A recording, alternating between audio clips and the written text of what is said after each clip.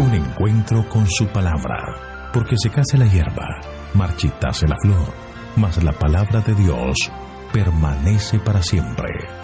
Con ustedes, el doctor José Ricardo Arias Quintero.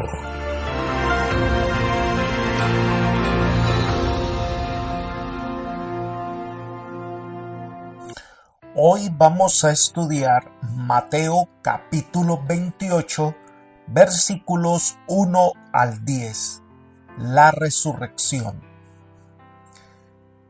Oremos.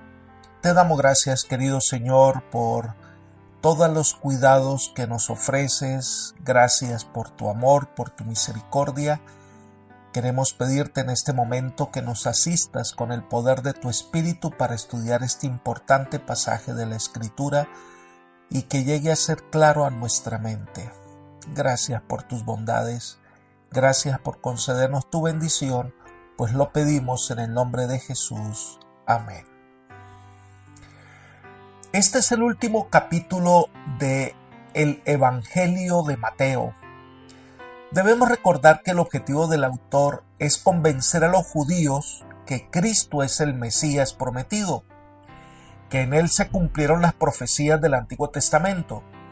Por eso, este capítulo termina con la gran victoria que Jesús logró por nosotros al levantarse de la tumba. En el capítulo 27 de Mateo, vimos a Jesús muriendo en la cruz, sepultado. Los discípulos experimentaron un gran dolor en su corazón, sin saber qué sería de ellos de aquí en adelante. Era un momento que para ellos era sinónimo de derrota, sin entender que la muerte de Jesús era expiatoria. Su muerte era el pago por nuestro rescate. Al finalizar el capítulo 27, por orden del procurador romano, quien a su vez fue influenciado por los sacerdotes, se dispuso de una guardia romana sobre el sepulcro de Jesús. Volvamos a leer Mateo 27, 62 al 64. Al día siguiente, después del día de preparación, los jefes de los sacerdotes y los fariseos se presentaron ante Pilato. «Señor», le dijeron, «nosotros recordamos que mientras ese engañador aún vivía, dijo, a los 3 días resucitaré. Por eso ordene usted que se selle el sepulcro hasta el 3er día, no sea que vengan sus discípulos, se roben el cuerpo y le digan al pueblo que ha resucitado. Ese último engaño sería peor que el primero». Es interesante que los discípulos habían escuchado estas mismas palabras de Jesús y no las entendieron. No les prestaron atención y pensaron que eso nunca iba a pasar.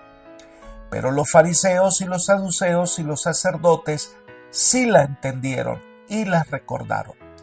Por eso vinieron a pedir soldados para cuidar el sepulcro. Aunque ellos no creían en Jesús como el Mesías, sí creían que algo iba a pasar una vez terminara el sábado. ¡Qué contraste! Los discípulos no esperaban nada, no entendieron. Los enemigos de Jesús sí esperaban algo y sí entendieron. Por eso el capítulo 28 de Mateo comienza a describir lo que pasó una vez termina el sábado y se acerca el amanecer del primer día de la semana. La primera sección de este capítulo son los versículos 1 al 10 y nos habla de la resurrección de Cristo. Lo primero que describe este capítulo es a 2 mujeres que se convierten en las primeras mensajeras de las buenas nuevas. Leamos el versículo 1. Pasado el sábado, al amanecer del primer día de la semana, fueron María Magdalena y la otra María a ver el sepulcro. Varios elementos en este versículo. Número 1. Lo primero que debemos recordar es que el sábado, antes que se pusiera el sol y comenzara una nueva semana, los soldados habían venido al sepulcro a asegurarlo para impedir que alguien robara el cuerpo del Salvador. Así que es claro que Jesús estuvo en la tumba desde el viernes a la puesta del sol y todo el sábado. Esto nos muestra que Jesús descansó en sábado, en el sepulcro. 2 momentos especiales en los que se dice que Jesús o el Creador descansó. Uno fue en la creación. El Creador descansó también el sábado, Vayamos a Génesis capítulo 2, versículo 2. Y acabó Dios en el día séptimo la obra que hizo, y reposó en el séptimo día de toda la obra que hizo. Así que descansó para ser ejemplo y para bendecir ese día especial. La segunda parte, cuando dice que Jesús está descansando, es en la tumba. Descansó el día sábado. Así que esta es una evidencia más que el sábado es el séptimo día de la semana, día de reposo. El día en que Jesús también descansó, estaba en la tumba. Las mujeres les hubiera gustado ungir el cuerpo de Jesús el día anterior, pero como llegaba el sábado, lo sepultaron y dejaron esa tarea para después del sábado. En segundo lugar, el relato de Mateo agrega otro elemento, el amanecer del primer día de la semana. Se reconoce que el día de resurrección es el primer día de la semana, el día después del descanso, el día después de finalizar la semana. La semana tiene 7 días, el sábado es el séptimo y es día de reposo. El domingo es el primer día de la semana y es día de trabajo. Pero por alguna razón los seres humanos consideran que esto es sin importancia y siguen tradiciones sin saber el valor de ellas, pues el domingo o primer día de la semana no es un día de reposo. El Señor jamás lo ordenó, nunca dijo que por ser el día de la resurrección debían ahora guardar el domingo, jamás lo hizo. Por eso, no guardar el sábado es desobedecer a Dios, pero guardar el domingo es desafiar la autoridad divina. Es el día que el hombre se inventó, por lo tanto, ¿a quién le hacemos caso? En tercer lugar, Mateo menciona solo 2 mujeres, otros evangelistas mencionan otras mujeres. En este caso, María Magdalena, hermana de Lázaro. La otra mujer se cree que era la madre de Jacobo y Juan, es decir, Salomé. Ellas fueron al sepulcro, fueron enviadas por los apóstoles. Ninguno las acompañó. La pregunta que se hacían es ¿cómo harían para mover la piedra? ¿Cómo harían para pedirle permiso a los soldados romanos de ungir el cuerpo de Jesús? No tenían las respuestas, solo fueron a hacer lo que debían hacer. Muchas veces, cuando emprendemos algo para Jesús, queremos tener todas las respuestas, tener la plena seguridad de que todo será resuelto. Y a veces, por temor al fracaso, es mejor no intentar nada. Sin embargo, estas mujeres tuvieron el más grande privilegio dado a los seres humanos, pero además se convirtieron en las primeras mensajeras del Jesús resucitado. En los versículos 2 al 4 narra lo que pasó mientras estas mujeres iban al sepulcro. Leamos. De pronto hubo un gran terremoto porque un ángel del Señor descendió del cielo y acercándose removió la piedra y se sentó sobre ella. Su aspecto era como un relámpago y su vestido blanco como la nieve. De miedo de él, los guardas temblaron y se quedaron como muertos. Algunos encuentran una discrepancia del relato de Mateo con el de Lucas, ya que él menciona 2 ángeles, mientras que Mateo solo menciona 1. En el caso de Mateo y Marcos solo mencionan un solo ángel, pero en nada altera la realidad del acontecimiento ni se considera una contradicción. Lo que nos comenta Elena de White es que el ángel que describe Mateo y Marcos es Gabriel. Leamos. Hubo un gran terremoto antes de que alguno llegara al sepulcro. El ángel más poderoso del cielo, el que ocupaba el lugar del cual cayó Satanás, recibió su orden del Padre y, revestido con la panoplia del cielo, quitó las tinieblas de su camino. Su rostro era como un relámpago y sus vestidos blancos como la nieve. Tan pronto como sus pies tocaron la tierra, ésta tembló bajo su pisada. Los guardias romanos estaban cumpliendo con su cansadora vigilancia cuando sucedió esta maravillosa escena y se les dio fuerza para que soportaran el espectáculo, pues tenían que dar un mensaje como testigos de la resurrección de Cristo. El ángel se aproximó a la tumba, apartó la piedra como si hubiera sido un guijarro y se sentó sobre ella. La luz del cielo rodeó la tumba y todo el cielo fue iluminado con la gloria de los ángeles. Entonces se oyó su voz: tu padre te llama, sal fuera. Esto está en manuscrito 115 del año 1897. Nada pudieron hacer los soldados romanos y la hueste satánica que custodiaba el cuerpo de Cristo en el momento indicado, cuando el amanecer estaba a punto de hacerse realidad. Cristo resucitó. Más adelante Elena de White enfatiza: había transcurrido lentamente la noche del primer día de la semana. Había llegado la hora más sombría, precisamente antes del amanecer. Cristo estaba todavía preso en su estrecha tumba. La gran piedra estaba en su lugar. El sello romano no había sido roto. Los guardias romanos seguían velando y había vigilantes invisibles. Huestes de malos ángeles se cernían sobre el lugar.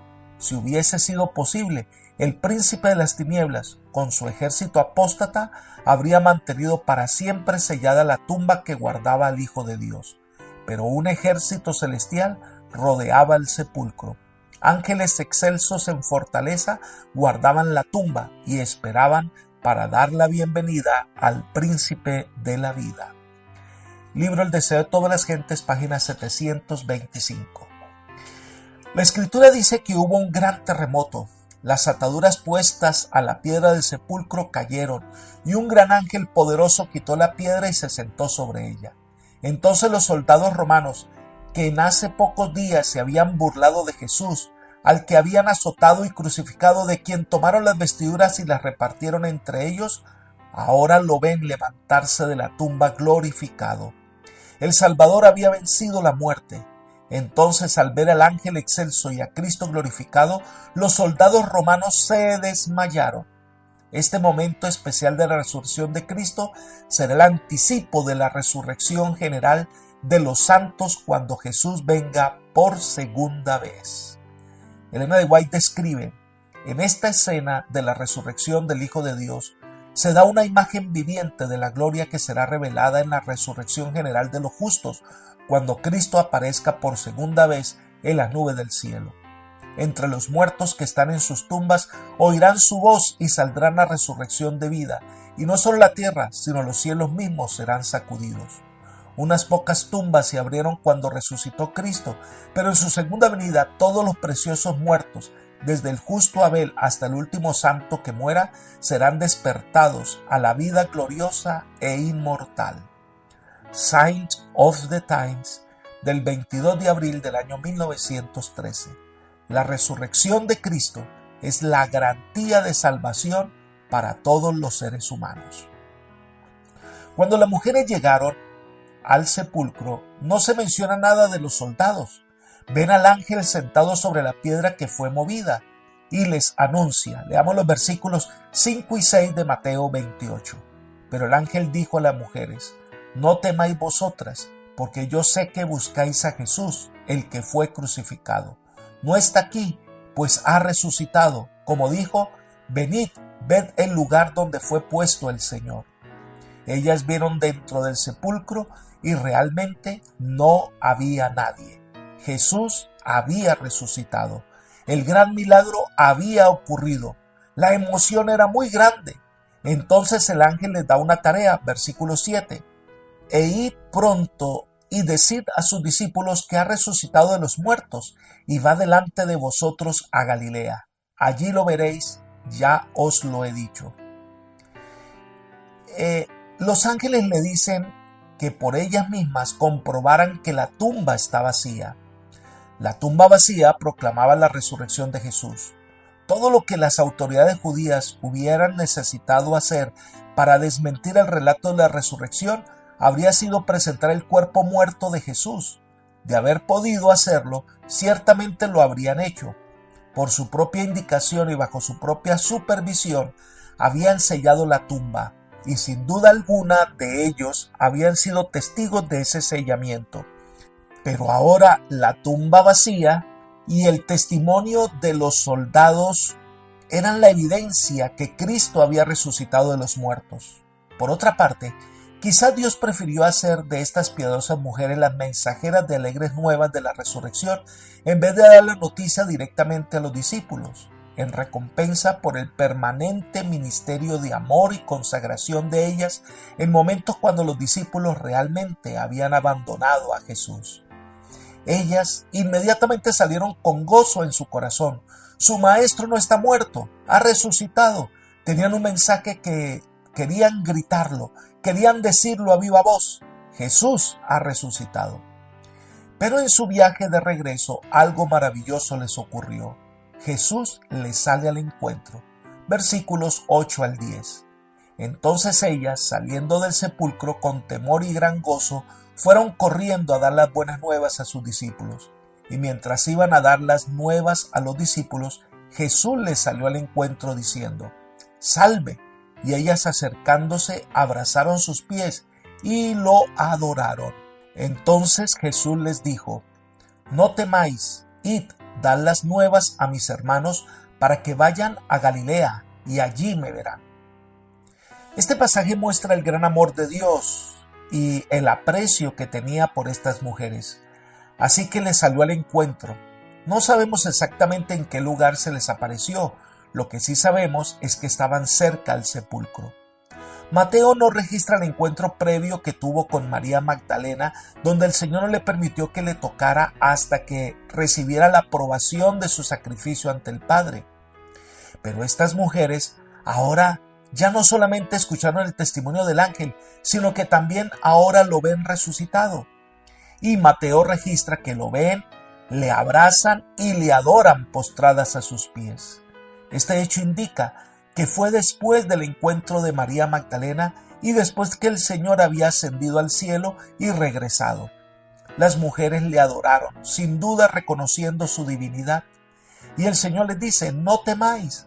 No debían tener miedo ni temor. El Salvador estaba vivo.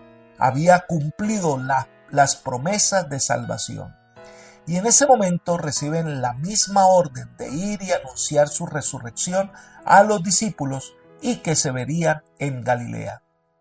Es interesante que esta tarea dada a estas fieles mujeres es la orden que hemos recibido todos los cristianos: proclamar las buenas nuevas en que Jesús murió por nosotros pagando el rescate y resucitó venciendo la muerte para garantizar nuestra resurrección.